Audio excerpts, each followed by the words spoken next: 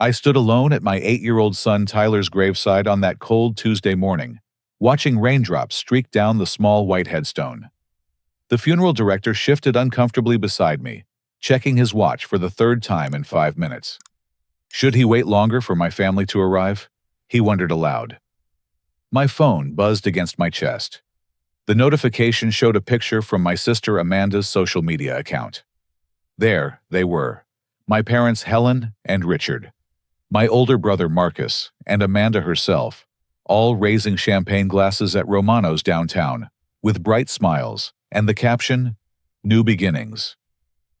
My wife Sarah had died in the same car accident that took Tyler just 3 days earlier. Now my surviving family celebrated, while I buried my child completely alone, completely unaware they were toasting the $1.6 million inheritance they believed rightfully belonged to them. The empty house felt like a tomb when I returned from the cemetery. Every room echoed with memories I wasn't ready to face. Tyler's backpack still hung by the front door, his homework half finished on the kitchen table. Sarah's coffee cup sat in the sink where she'd left it that final morning. I couldn't bring myself to wash it. My phone showed 17 missed calls from my mother Helen and 12 from my father Richard. Before I could decide whether to return them, the doorbell rang. Through the peephole, I saw all 4 of them standing on my porch, still wearing the same clothes from the restaurant photo. Helen pushed past me the moment I opened the door. Her pearl necklace caught the afternoon light as she surveyed the living room with calculating eyes. "Jonathan, sweetheart, we need to discuss Tyler's situation." Richard followed behind her, methodical, as always carrying a leather briefcase. His gray suit was wrinkled from the restaurant celebration. "Son, we know this is difficult, but there are practical matters to address." Marcus entered next, his accountant's demeanor cold and businesslike. At 35, he'd always been the golden child who could do no wrong in our parents' eyes. Amanda bounced in last, her blonde hair perfectly styled, despite the supposed gravity of the situation. "Where were you?" The words came out harsher than I intended. "Your nephew was buried today. Your daughter-in-law's funeral is tomorrow." Helen waved her hand dismissively. "Oh, honey, you know how I feel about those depressing affairs. Besides, Amanda had her life-changing interview today. We simply couldn't miss it." Interview. I stared at my 24-year-old sister, who was examining her manicured nails with obvious boredom. "Medical school," Amanda announced proudly. "Well, not exactly medical school. It's this exclusive private program that guarantees placement in top residency programs. The tuition is steep, but it's my dream." Richard cleared his throat and opened his briefcase with practiced precision. "Jonathan, we need to talk about Tyler's trust fund. The poor child doesn't need that money anymore." My blood turned to ice. Tyler's trust fund had been established by Sarah's grandfather, a successful businessman who'd wanted to ensure his great-grandson's future. The account contained exactly $1,643,000. "That money belongs to Tyler," I said slowly. "It was meant for his education, his future." Helen's sharp laugh filled the room. "What future? The boy is gone, Jonathan. You're being emotional about this." Marcus stepped forward, his voice taking on that condescending tone he'd perfected over the years. "Look, little brother, you're clearly not in the right headspace to handle such large sums. Dad and I have been discussing this, and we think the family should manage those funds responsibly." Responsibly? I couldn't believe what I was hearing. Amanda flopped onto Sarah's favorite armchair, the one where she used to read bedtime stories to Tyler. "The thing is, Jonathan, Sarah actually promised that money to me." The room spun. "What did you just say?" Richard produced a handwritten document from his briefcase. The paper looked official, but something felt wrong about the ink consistency. "Your wife made this promise to Amanda during one of our visits. She wanted to support your sister's medical dreams. Sarah never mentioned anything like that to me." "Well, you were always working," Helen said with a sniff. Poor Sarah felt so alone during those difficult months when Tyler was sick. "We were there for her when you couldn't be." Amanda's eyes lit up with excitement. The program costs exactly $1.6 million. It's like fate, you know. Sarah knew this was meant to be. Marcus nodded gravely. We've already spoken to a lawyer about the proper procedures. Patricia Henley comes highly recommended. She says these transfers happen all the time in grief situations. You hired a lawyer? My voice cracked. Tyler died 3 days ago. Time is sensitive with these matters, Richard explained in his insurance adjuster voice. The longer we wait, the more complicated things become with taxes and probate. Helen moved closer, her perfume overwhelming in the small space. Sweetheart, we're only thinking of what's best for everyone. Amanda's been working toward this dream for years. Working toward it. I thought about Amanda's academic history. She'd dropped out of 2 different pre-med programs and hadn't held a steady job in over 2 years. I've been accepted, Amanda said defensively. The interview today was just a formality. They love my passion for healing people. Marcus pulled out his phone and showed me a photo. We put down a deposit using money we borrowed against Amanda's future inheritance. The deadline for full payment is next Friday. My legs gave out. I sank onto the couch where Tyler used to watch cartoons every Saturday morning. You borrowed money against an inheritance that doesn't exist. Oh, it exists, Helen said firmly. We just need you to sign the paperwork to make it official. Richard sat beside me, his voice taking on a fatherly tone that felt completely wrong. Son Sarah would have wanted this. She loved Amanda like a sister. During those long hospital stays, they talked about Amanda's future constantly. When Tyler was dying, you were discussing Amanda's career plans. Life goes on, Helen said matter-of-factly. Sarah understood that. She was always practical about these things. Amanda jumped up, suddenly checking her phone. Oh my gosh, I almost forgot. Bradley's picking me up in 20 minutes. We're going ring shopping. Ring shopping. I felt like I was drowning in surreal nightmare. I got engaged yesterday, Amanda squealed. To Bradley Walsh. His father's a judge, very prestigious family. The wedding's going to be absolutely gorgeous. Marcus grinned. Judge Walsh actually helped us find Patricia Henley. Small world, right? I looked around at these people who shared my DNA, but felt like complete strangers. They'd skipped their grandson's funeral to celebrate their daughter's interview. They'd hired lawyers while I was picking out a casket. They'd borrowed money against inheritance they had no legal claim to. Get out, I whispered. Jonathan, be reasonable, Richard started. Get out of my house. I stood up, my voice echoing off the walls. All of you leave right now. Helen's face hardened. Fine, but this conversation isn't over. We'll be in touch through Patricia about the proper procedures. As they filed out, Amanda turned back with a bright smile. Thanks for understanding about today, Jonathan. The funeral would have been too sad anyway. Tyler wouldn't want us to be unhappy on such an important day for my future. The door closed behind them, leaving me alone with the crushing realization that my family had planned this entire scheme while my son lay dying in a hospital bed. 2 days later, I sat in my cubicle at the software company where I'd worked for 8 years, trying to focus on code reviews, while my world crumbled around me. My manager had been understanding about the time off, but work felt impossible when every thought led back to Tyler and Sarah. The receptionist appeared at my desk with a worried expression. Jonathan, there's a courier here with documents that require your signature. In the conference room, a stern woman in a red business suit waited with official-looking papers spread across the table. Her lipstick was the same aggressive shade as her suit, and her handshake felt like a challenge. Patricia Henley, she announced. I represent your family regarding the Tyler Morrison Trust Fund matter. My hands shook as I read the legal documents. They were suing me for control of Tyler's inheritance, claiming Sarah had verbally promised the funds to Amanda, and that I was preventing the fulfillment of a dying woman's wishes. This is insane, I managed. Sarah never promised anything to Amanda. Patricia's smile was razor-sharp. We have witnesses, Mr. Morrison. Your family has provided detailed testimony about conversations they had with your late wife. She slid a photograph across the table. It showed Amanda's engagement ring, a modest diamond on a simple band. Your sister used this as collateral to hire our services. She's quite confident in the validity of her claim. Collateral. She just got engaged yesterday.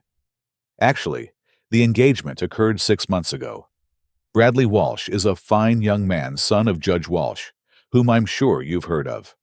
Very respected family in this community. Judge Walsh, the same Judge Marcus had mentioned. My stomach churned as the connections became clear. Patricia opened another folder. We have statements from Dorothy Mills, your longtime family friend, and Frank Peterson, your neighbor. Both witnessed conversations where Sarah explicitly discussed leaving Tyler's inheritance to Amanda.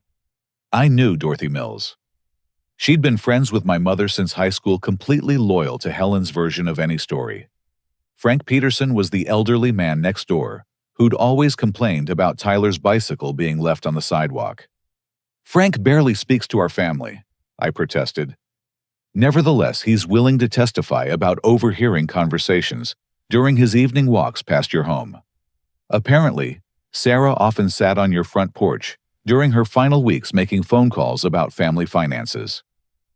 Patricia pulled out a small digital recorder. We also have audio evidence. The recording was scratchy, but recognizable as Sarah's voice weak and medication dulled from her hospital stay. Her words were fragmented, discussing Amanda's future and giving her everything she needs for her dreams. The conversation seemed to reference medical school and financial support. Where did you get this?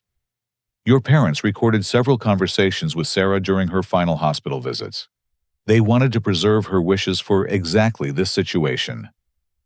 My head pounded.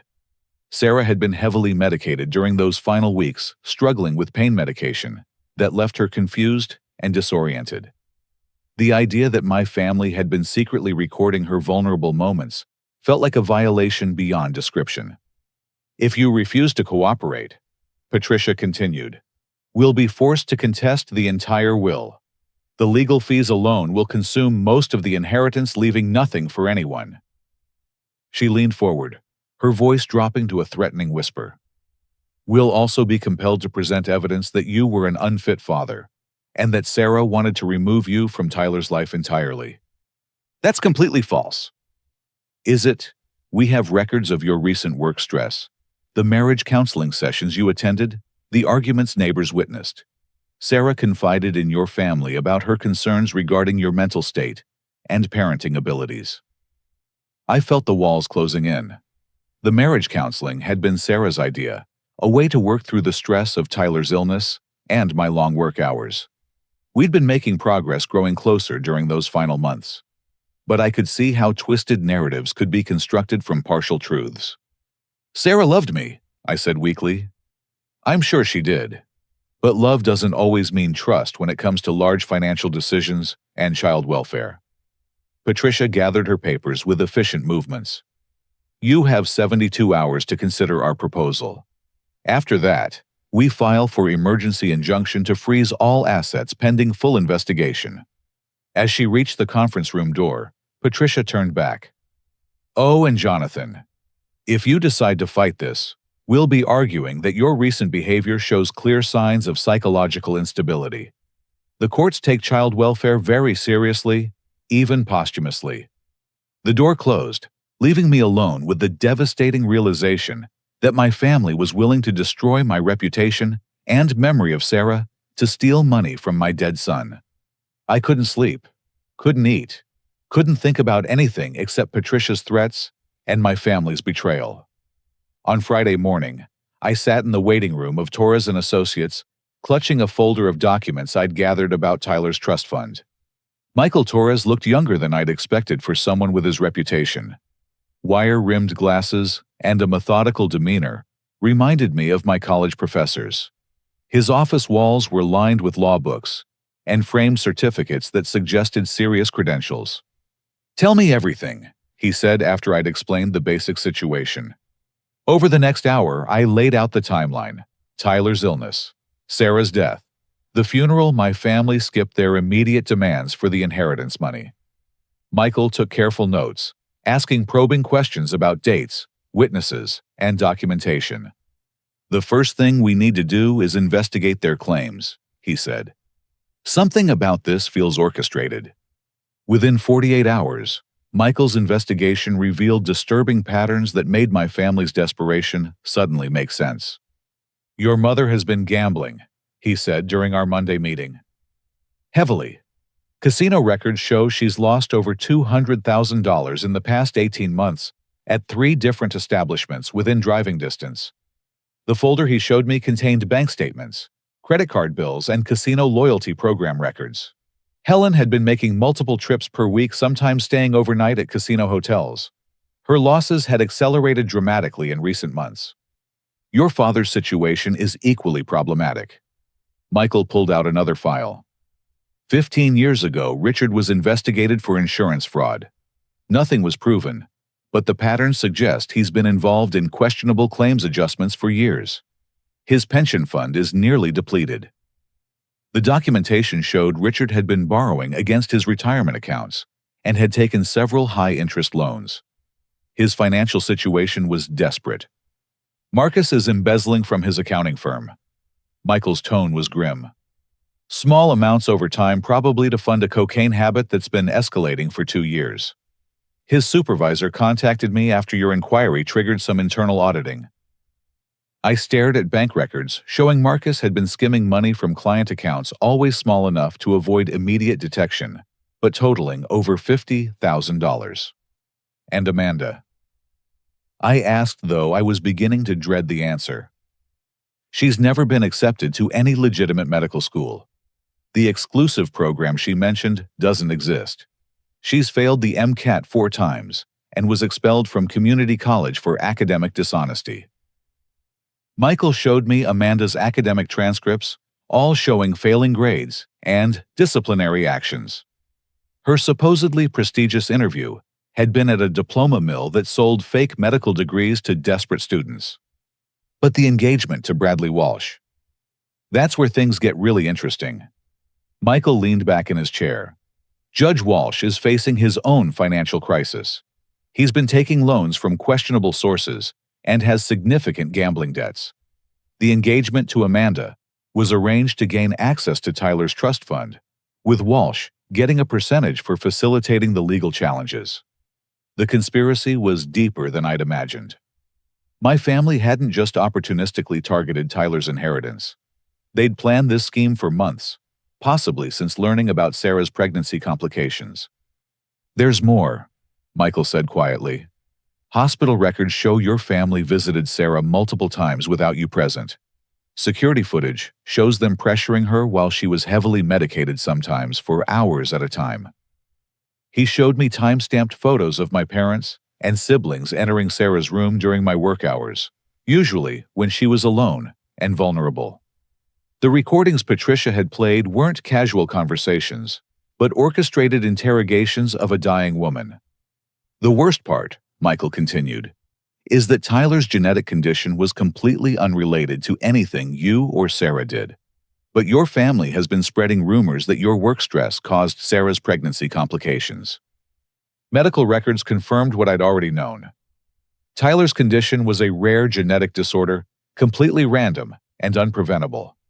But my family had been telling friends and neighbors that my long hours and neglect had somehow caused the problems.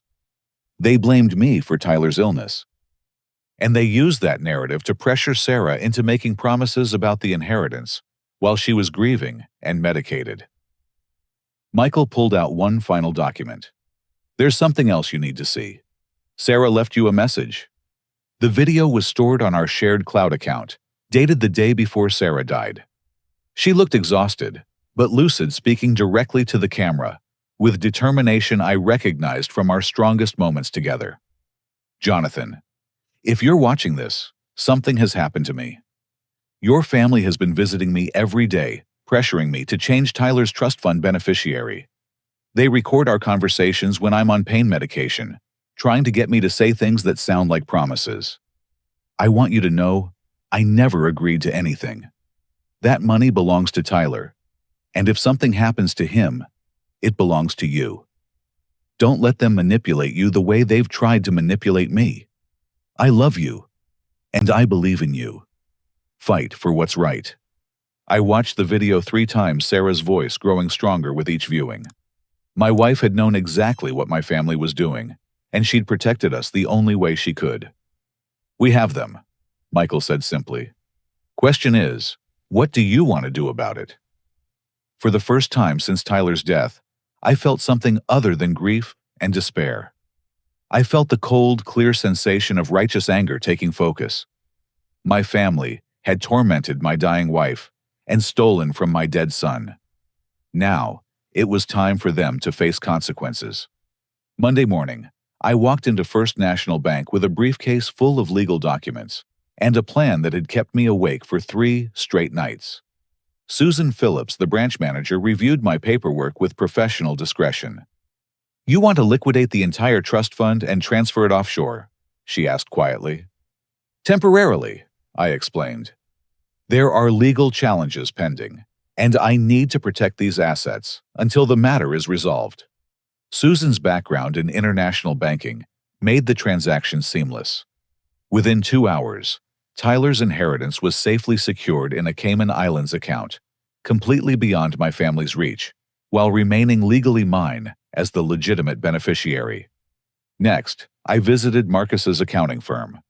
The senior partner, David Chen, listened with growing alarm as I presented evidence of my brother's embezzlement activities. We've suspected irregularities, David admitted. Your information confirms our worst fears. We'll be terminating Marcus immediately and filing criminal charges. I felt a momentary pang watching my brother's career explode, but remembered Sarah's video and hardened my resolve. Marcus had stolen from his clients to fund his drug habit while pressuring my dying wife for inheritance money. The state accounting board was equally responsive to my complaint. Within days, Marcus faced investigation that would result in the permanent loss of his professional license and criminal prosecution. Judge Walsh proved more challenging, but Michael Torres had contacts in the Judicial Oversight Committee. The complaint detailed Walsh's conflict of interest in facilitating legal challenges while personally benefiting from the outcome. Judges aren't supposed to have financial relationships with parties in cases they might influence, Michael explained as we filed the ethics complaint. Walsh's arrangement with your family violates every canon of judicial conduct. The Casino Responsible Gaming Division was surprisingly cooperative when I presented evidence of Helen's gambling addiction.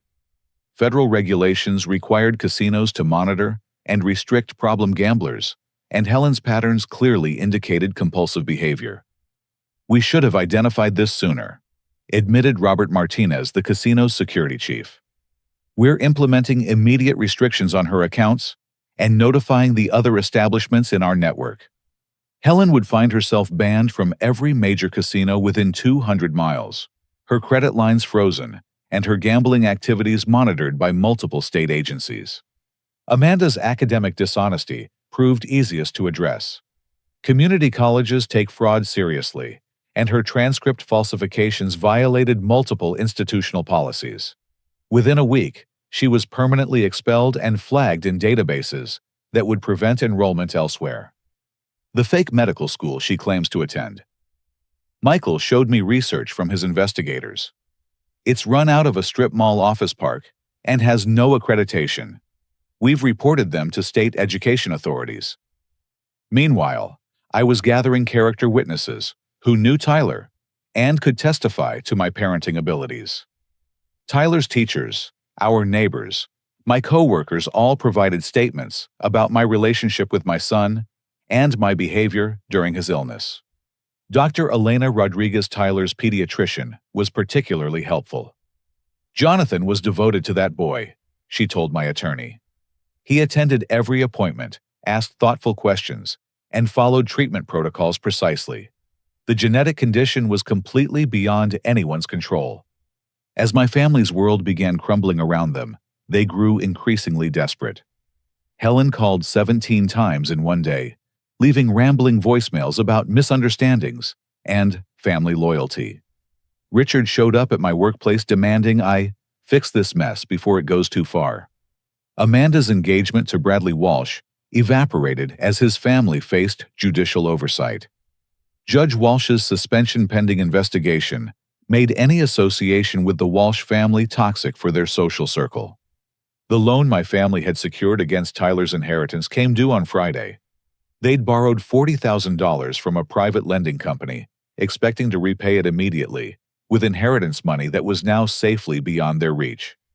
Patricia Henley withdrew from representing them when her retainer checks bounced. Without legal representation and facing multiple investigations, my family found themselves completely defenseless. But I wasn't finished. The anonymous tip I received on Thursday evening suggested my family was planning something desperate. A notary public named Jennifer Adams had been contacted about a home visit to notarize inheritance transfer documents. They scheduled the appointment for tomorrow afternoon. She told me when I called to verify. Said it was urgent family business that couldn't wait for regular office hours. My family was planning to forge my signature on inheritance documents, gambling everything on one last desperate scheme. They had no idea I was 3 steps ahead of them with recording equipment, legal witnesses, and federal investigators, ready to spring a trap that would end their criminal conspiracy permanently. The hunter had become the hunted, and Friday would bring justice for Tyler, Sarah, and everyone my family had betrayed. Friday afternoon, I sat in my car across the street from Richard's house, watching FBI agent Lisa Thompson position surveillance equipment in the van beside me. The Financial Crimes Unit had been eager to investigate once Michael Torres presented evidence of the multi-state banking fraud and conspiracy. "The recording equipment is ready," Agent Thompson confirmed through my earpiece.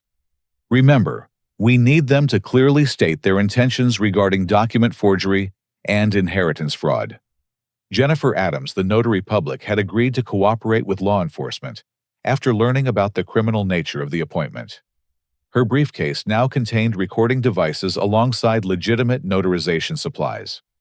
At exactly 2 o'clock, I walked up to the front door of the house where I'd grown up. Helen answered wearing her best dress, the same one she'd worn to family funerals for 20 years. Her smile looked forced and desperate. "Jonathan, sweetheart, we're so glad you decided to be reasonable about this." Richard sat at the dining room table surrounded by official-looking documents. His insurance background had taught him to make forgeries appear legitimate, and the papers spread before him looked convincingly real. Marcus paced nervously near the window, his hands shaking from withdrawal symptoms. His accounting firm had fired him 2 days earlier, and criminal charges were pending with the state attorney general's office. Amanda bounced in her chair like an excited child, oblivious to the legal disasters surrounding her. The fake engagement ring was gone sold to pay legal fees that had accomplished nothing. "Let's get this finished quickly," I said, taking the chair Richard indicated. "I have other appointments today." Jennifer Adams entered precisely on schedule, her professional demeanor hiding the recording equipment in her briefcase. She spread notarization supplies across the table with practiced efficiency. "Before we begin," Helen said nervously, "we should probably review what we discussed earlier this week." "Perfect." Agent Thompson had emphasized the importance of getting them to repeat their conspiracy in detail.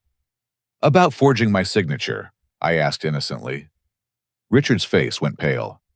"We never said anything about forging signatures. We discussed the proper procedures for inheritance transfers based on Sarah's documented wishes. The wishes you recorded while she was heavily medicated." I continued, watching Marcus freeze near the window. Amanda giggled nervously. "That's not how it happened. Sarah was totally clear about wanting me to have Tyler's money for medical school." "Medical school you were never accepted to?" Helen jumped in quickly. "Jennifer, let's just focus on the notarization procedures. We have all the required documents." Jennifer opened her briefcase, activating the recording devices with a subtle switch. "I'll need to verify the identity of all parties and confirm everyone understands what they're signing." Richard pulled out the forged inheritance transfer document, his hands trembling slightly. The paper looked official, but I noticed subtle signs of alteration in the signature lines. "This transfers Tyler's trust fund to Amanda Morrison Walsh," he explained to Jennifer. "Jonathan has agreed to relinquish his claim based on his late wife's documented promises." Morrison Walsh, I asked. Amanda isn't married. It's my future married name, Amanda said defensively. Bradley and I are planning the wedding for next spring. I almost laughed. Bradley had broken their engagement 3 days earlier, when his father's judicial suspension became public knowledge. Marcus moved closer to the table, his accountant's training making him examine the documents carefully. Dad, these signature lines look wrong. Did you change the dates after printing them? The dates are fine.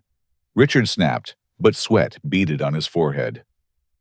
Jennifer pretended to examine the papers, while positioning her recording equipment for optimal audio capture. I noticed there are some alterations to the original documents. As a notary, I'm required to verify the authenticity of all materials before proceeding. Helen's pearls clicked as she shifted nervously. Everything is perfectly legitimate. We've been working with attorneys for weeks on proper procedures. Your attorney was Patricia Henley, I asked. Former attorney, Marcus corrected bitterly. She dropped us when our retainer checks bounced. Because you spent your legal fees at the casino. I looked directly at Helen. Her face flushed red. I don't know what you're talking about. The $200,000 you lost gambling over the past 18 months? Richard stood up abruptly. This conversation is getting off track. Jennifer, can we please proceed with the notarization? Jennifer nodded professionally. Of course. But first I need Mr. Morrison to confirm he's signing these documents voluntarily and understands their contents. I understand perfectly, I said clearly. You want me to sign papers transferring my dead son's inheritance to fund Amanda's fake medical school tuition, using documents you forged while I was grieving. The room went silent. Helen's pearl necklace clinked as her hands shook. We never forged anything, she whispered. Really? Then explain why Richard backdated these signature lines to last month, when Sarah was already dead. Marcus examined the documents more closely, his accounting training revealing the obvious alterations. Dad, what did you do? Richard collapsed into his chair, the weight of his schemes finally overwhelming him. We needed the money. You don't understand the pressure we've been under. Pressure to steal from your dying daughter-in-law and dead grandson? Amanda started crying. It wasn't supposed to be like this. Sarah promised me that money. She wanted me to be a doctor. Sarah never promised you anything. You pressured a dying woman while she was on medication, and when that didn't work, you decided to forge documents. Jennifer cleared her throat. As a licensed notary, I'm obligated to report suspected document fraud to appropriate authorities. Helen lunged toward the papers, trying to gather them before anyone could examine them further. These are private family documents. You have no right to interfere. Actually, I said, standing up, I've already reported everything to the FBI. The front door opened on cue, and Agent Thompson entered with 2 other federal investigators. Richard Morrison, you're under arrest for conspiracy to commit fraud, forgery, and interstate banking violations. Marcus bolted toward the back door, but found it blocked by additional agents. His cocaine addiction had made him paranoid, but not paranoid enough to avoid this trap. Helen sank into her chair, pearls scattering across the floor as her necklace broke. Jonathan, please. We're family. Family doesn't steal from dead children, I replied coldly. Amanda's fake tears turned into genuine hysteria as she realized her medical school dreams were permanently destroyed.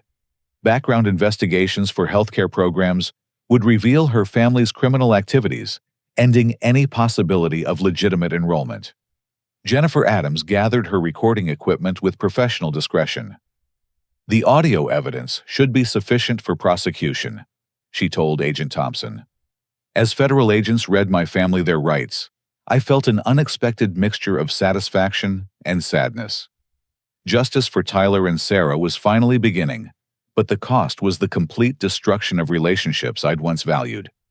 Richard's heart condition chose that moment to manifest itself. Stress and fear triggered chest pains that required immediate medical attention, delaying his arrest, but not preventing it. Helen's gambling addiction had already cost her access to every casino in the region, and now criminal charges would add federal supervision to her rehabilitation requirements. Marcus faced not only embezzlement charges from his accounting firm, but federal conspiracy charges that could result in years in prison. Amanda's fake medical career was finished before it started. Her academic dishonesty permanently flagged in databases that would prevent enrollment in any legitimate program. But as I watched my family face the consequences of their schemes, I realized this was only the beginning. They'd targeted my son's inheritance, but they'd also slandered my reputation and tortured my dying wife. Complete justice required addressing every aspect of their betrayal. The trap had sprung successfully, but the real reckoning was still to come. 2 weeks after the arrests, I sat in my attorney's office reviewing federal plea bargain offers when my phone rang. Amanda's number appeared on the screen, the first contact I'd received from any family member since their criminal charges were filed. "Jonathan, please," she sobbed into the phone. "I have information about Sarah and Tyler's accident. Meet me at Riverside Park in an hour, or I'm going to the police with evidence that will destroy you." My blood ran cold. Riverside Park was where Tyler had learned to ride his bicycle, where Sarah and I had our first serious conversation about marriage. Amanda, choosing that location, felt deliberately cruel. Michael Torres shook his head when I explained the phone call. "It's obvious blackmail. Don't go alone." "I need to know what she thinks she knows," I replied, "and I want this finished." An hour later, I found Amanda sitting on the bench where Sarah and I had shared our last conversation before Tyler's birth. She looked terrible, unwashed hair, wrinkled clothes, the hollow-eyed desperation of someone whose world had completely collapsed. "You destroyed my life," she said without preamble. "Everything I worked for, everything I dreamed about, gone because you couldn't share Tyler's money." "Tyler's money was never yours to share." Amanda's laugh was bitter and unhinged. "That money should have saved my future. Instead, you've ruined everything out of spite."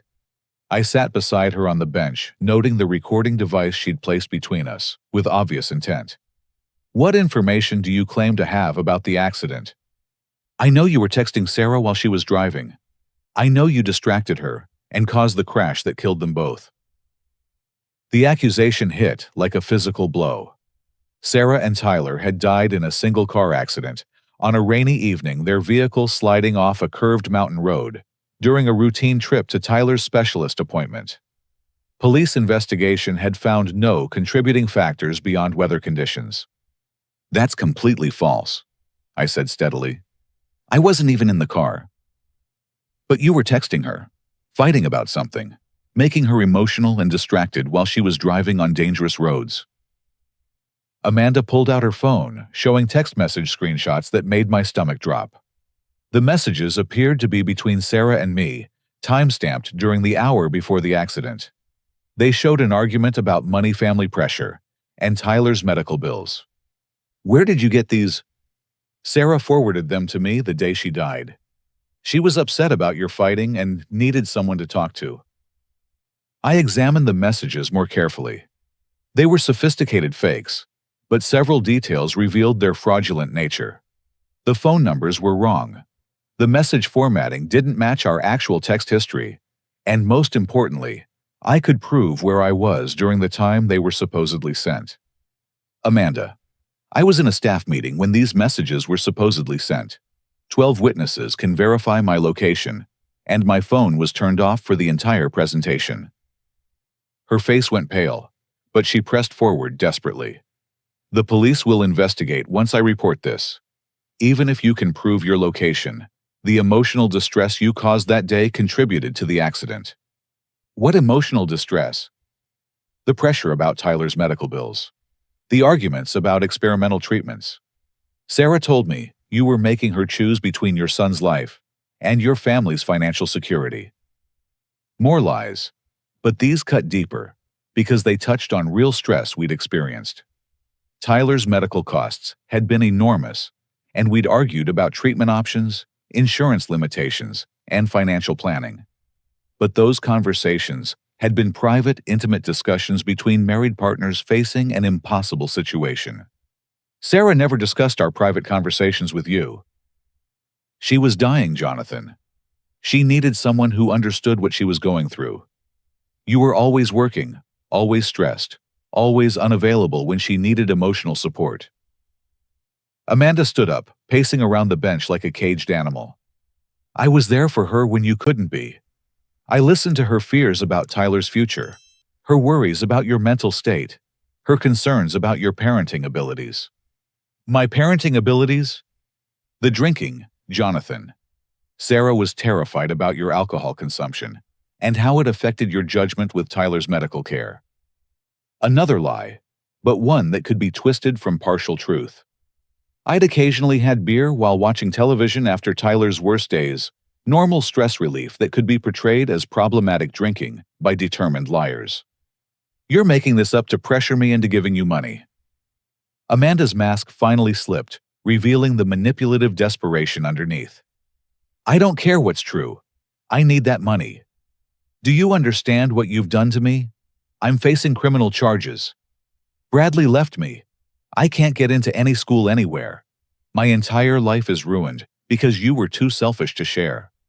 Share money that was never yours. It should have been mine. Tyler was just a sick kid who was going to die anyway. That money could have given me a real future, helped me become a doctor, saved other children's lives. Instead, you're hoarding it for what your son is dead. The words hung in the air like poison. Amanda had finally revealed her true feelings about Tyler's life and death. To her, my son had been nothing more than an obstacle to her financial dreams. You think Tyler deserved to die? Amanda realized she'd gone too far, but couldn't stop herself. I think life is for the living. Sarah understood that. She wanted to help me build a future instead of clinging to impossible dreams about a terminally ill child. I stood up slowly, pulling out my own recording device. Everything you just said is being recorded. Her face went white. You can't use that. This is a private conversation. In a public park where recording is completely legal. I showed her the device Michael Torres had given me, including your admission that you fabricated text messages and lied about the accident circumstances. Amanda lunged for my phone, trying to delete the recording, but I was faster. Her desperation had made her clumsy, revealing the complete absence of evidence to support her blackmail attempt. You want to go to the police? I asked calmly. Let's go together. I'll show them your fake text messages, your fabricated timeline, and your admission that you consider Tyler's death beneficial to your financial situation. She collapsed back onto the bench, finally understanding that her last desperate gambit had failed completely. Jonathan, please. I'm your sister. My sister died the day she skipped Tyler's funeral to celebrate stealing his inheritance. Amanda's phone rang suddenly. The caller ID showed County Sheriff, which seemed oddly convenient timing. Answer it, I said. Let's see what other lies you've prepared. She answered with a shaking hand, listened for 30 seconds, then hung up with a devastated expression. Richard had another heart attack. He's in intensive care. The family patriarch who'd orchestrated this entire scheme was facing the medical consequences of stress, criminal charges, and financial ruin. His insurance career was over, his pension depleted, and his health failing under the weight of his choices. Are you going to visit him? I asked. With what money? I can't afford gas for my car. I'm living on credit cards that are almost maxed out. Everything is falling apart. Amanda started crying genuine tears for the first time in our conversation. Not tears of manipulation or self-pity, but the raw grief of someone finally understanding the consequences of their actions. Tyler was 8 years old, I said quietly. He loved dinosaurs and superhero movies. He wanted to be a paleontologist when he grew up. Sarah read him bedtime stories every night, even when she was too sick to stand. They were my entire world, and you tried to profit from their deaths. I know, she whispered. I'm sorry, I'm so sorry. Sorry isn't enough, but it's a start.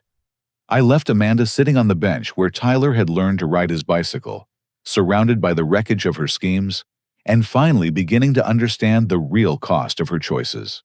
Her blackmail attempt had failed, but more importantly, she'd finally admitted the truth about her motivations and feelings. The final confrontation was over, but the real work of healing and justice was just beginning. 6 months later, I stood at Tyler's graveside on what would have been his 9th birthday, but this time, I wasn't alone. Grace Thompson stood beside me, her hand warm in mine, as autumn leaves drifted around the small white headstone she'd decorated with flowers from her kindergarten class. Grace had entered my life 3 months earlier at the first Tyler and Sarah Memorial Foundation fundraising dinner. As a kindergarten teacher who'd lost her own father to cancer at a young age, she understood grief in ways that created immediate connection rather than awkward sympathy. "Tell me about the dinosaur stories again," she said softly, adjusting the small plastic Triceratops figures her students had insisted on leaving as grave gifts. Tyler's inheritance had become something beautiful and meaningful, funding childhood cancer research at the hospital where he'd received treatment. Dr. Sarah Chen, the foundation's research director, had already used our first grant to develop screening protocols that could prevent 3 other children from experiencing Tyler's rare genetic condition. The foundation prevented 2 families from losing their children this year. I told Grace, sharing the letter I'd received that morning from a grateful mother in Oregon. Tyler's story gave them hope when they needed it most. Richard had survived his heart attack, but faced 3 years in federal prison for fraud and forgery charges. His insurance license was permanently revoked, and his health would require ongoing medical supervision funded by Medicare and charity programs. In quiet moments, I felt pity for the man who'd raised me despite everything he'd done. Marcus had accepted a plea bargain that required 2 years in minimum security prison and full restitution to his former accounting firm. More importantly, he'd entered court-mandated drug rehabilitation and was making genuine progress toward sobriety. His recovery counselor, James Mitchell, reported that Marcus was finally acknowledging the devastating impact of his addiction on his family relationships. Helen's gambling addiction treatment had been more successful than anyone expected. The court-ordered counseling had revealed underlying depression and anxiety that she'd been medicating through casino visits for years. Her recovery sponsor, Bill Harrison, was a former gambling addict who'd been sober for 20 years and understood the psychological patterns that led to Helen's destructive behaviors. Most surprisingly, Helen had begun volunteering at a nonprofit organization that helped other gambling addicts find treatment and support. Her insider understanding of addiction psychology made her an effective counselor for people facing similar challenges. Amanda's transformation had been the most dramatic and meaningful. Her expulsion from community college and destruction of her medical school dreams had forced her to confront the entitled attitudes that had driven her manipulative behavior. She was now enrolled in a legitimate nursing program at a state university, working as a hospital volunteer to gain real healthcare experience. "Jonathan," Amanda had said during our first conversation in 4 months, "I finally understand what nursing actually means. It's not about prestige or money. It's about helping people during their worst moments." Her volunteer work in the pediatric cancer ward had given her direct experience with families facing situations similar to what Tyler and Sarah had endured. The reality of childhood illness had replaced her romantic fantasies about medical careers with genuine compassion and understanding. Judge Walsh had been permanently removed from the bench and faced his own criminal charges for judicial corruption. Bradley had transferred to a different law school in another state, seeking to escape the scandal his father's actions had created. Patricia Henley faced Bar Association sanctions for participating in the inheritance fraud scheme.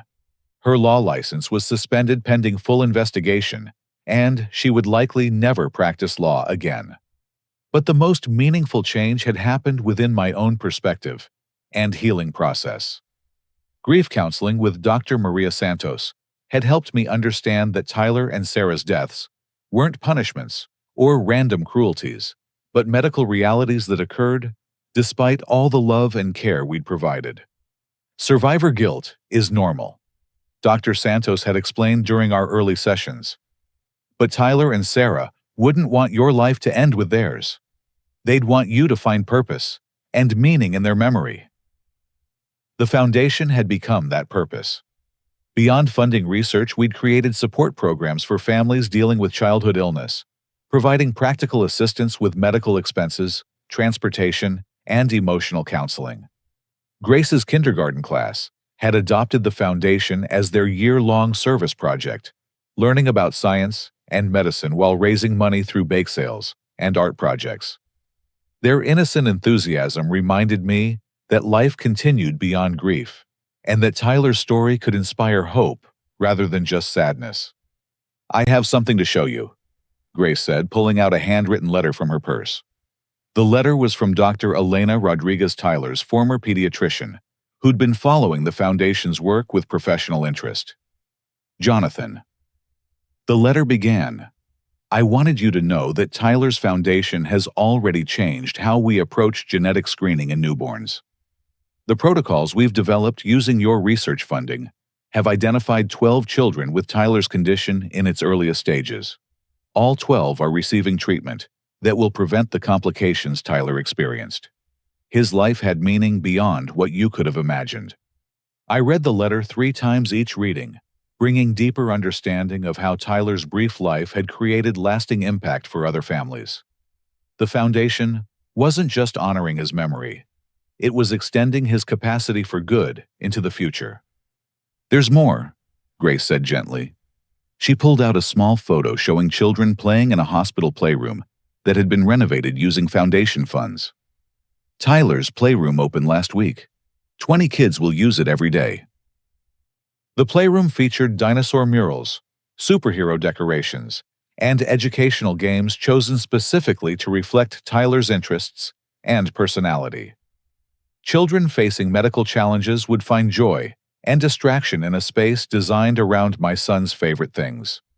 My family members had gradually begun reaching out as their legal situation stabilized and their personal growth continued. Helen called every few weeks to share updates about her recovery progress and volunteer work. Marcus wrote letters from prison, describing his sobriety journey and expressing genuine remorse for his actions. Amanda sent photos from her nursing classes and volunteer shifts, showing real engagement with healthcare rather than fantasy career planning. "I know forgiveness takes time," Helen had said during our most recent conversation. "But I want you to know that Tyler and Sarah's foundation has taught me what real family love looks like. What you've built from their memory is beautiful." Even Richard, despite his imprisonment and health problems, had written a lengthy letter acknowledging his manipulation of Sarah and expressing regret for the pain he'd caused. His insurance background had helped him understand financial planning for the foundation's growth, and he'd offered to assist with technical guidance when his sentence was completed. "Do you think Tyler would be proud of what you've built?" Grace asked, as we prepared to leave the cemetery. I looked at the small headstone surrounded by flowers, dinosaur figures, and photos from children who'd benefited from the foundation's work. Tyler's brief life had generated more positive impact than many people achieve in decades. "I think Tyler and Sarah are both proud," I said, "and I think they'd want me to keep building something meaningful from their memory." Grace squeezed my hand as we walked back toward the car. "What's next for the foundation?" "Dr. Chen wants to expand the research program to include 3 more children's hospitals. We're also planning a summer camp for kids with genetic conditions so they can meet other children facing similar challenges." The Tyler and Sarah Memorial Foundation had grown beyond anything I'd imagined possible. What had begun as a way to honor their memory had become a living testament to the transformative power of love channeled through purposeful action. As we drove away from the cemetery, I realized that my family's betrayal had ultimately led to something they could never have anticipated. Their greed and manipulation had forced me to discover strength and purpose I didn't know I possessed. Tyler's inheritance had fulfilled its original intent to create a better future, just not in the way anyone had expected. "You know what I learned through all of this?" I said to Grace as we stopped at a red light. "What's that?" "True inheritance isn't money. It's the love we give, the positive impact we create, and the way we help others find hope during their darkest moments. Tyler and Sarah gave me the greatest inheritance possible, the motivation to spend the rest of my life making other families stronger. Grace smiled, the expression lighting up her entire face. That's exactly what Tyler would have wanted. The light turned green, and we drove toward home, toward the foundation dinner, where we'd meet more families whose children had been saved by Tyler's legacy. Behind us, the cemetery grew smaller in the rearview mirror, but Tyler's influence continued growing larger in the world beyond. 6 months ago, I'd buried my son alone, while my family celebrated their planned theft of his inheritance. Today, Tyler's memory lived on through research that saved lives, programs that supported families, and love that honored everything he'd meant to those who knew him. The greatest revenge had turned out to be living well and helping others do the same. Justice had been served, healing had begun, and Tyler's brief life continued creating ripples of positive change that would last forever. My family had tried to steal money from my dead son. Instead, they'd given me the motivation to transform his inheritance into something infinitely more valuable: hope, healing, and the knowledge that love endures beyond death when channeled through purposeful action. Tyler Morrison's legacy would live on in every child whose life was saved, every family whose burden was lightened, and every person who learned that true wealth comes from giving rather than taking. What started as the worst betrayal imaginable had become the foundation for the most meaningful work of my life. And I knew Tyler and Sarah were smiling. Now, I want to ask you something important. Have you ever experienced betrayal from people you trusted most? How did you find the strength to turn that pain into something positive? Share your stories in the comments below. Sometimes hearing how others overcame similar challenges can give us the courage we need to keep fighting for what's right. If Tyler's story touched your heart, please hit that like button and subscribe for more real-life stories about finding hope in the darkest moments. Share this video with someone who might need to hear that justice and healing are possible, even when everything seems lost. Thank you for listening to Tyler's story and for caring about the power of love to overcome greed and betrayal. Until next time, remember that our greatest inheritance is the positive impact we leave behind for others.